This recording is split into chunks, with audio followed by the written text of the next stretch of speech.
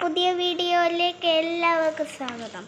പാലിൻ്റെ നെയ്യാണ് നമ്മൾ ഇന്ന് ഉണ്ടാക്കാൻ പോകുന്നത്. ഇതുകൊണ്ട് അച്ഛമ്മയുടെ റെസിപ്പി ഉണ്ടാക്കണം. നല്ല നല്ല നെയ്യാണ്. ഞങ്ങൾ ചുമ്മാ പാലിൻ്റെ ഇതൊക്കെ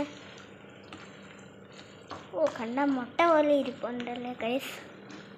മുട്ട ഇട്ടിട്ടുണ്ടോ അച്ഛമ്മേ? ഇല്ലെന്നാണ് അച്ഛമ്മയുടെ അഭിപ്രായം. പാലിൻ്റെ വെട്ടിയെടുത്ത നെയ്യ് തുടരെ ഇളക്കി പാലിൻ്റെ പാട പല ദിവസത്തെ പാട വെട്ടിയെടുത്ത് ഇങ്ങനെ ഇളക്കിക്കൊണ്ടിരിക്കുന്നു. ഇളക്കി ഒരു കിളഞ്ഞു വരും. എന്നിട്ട് റെസിപ്പി ഉണ്ടാകും. അതിൽ നിന്ന് റെസ്റ്റായിട്ട് വരുന്ന ഇൻഗ്രീഡിയൻസ് സാധനം കൊണ്ട് നമുക്ക് സ്പെഷ്യൽ ഉണ്ടാക്കാം.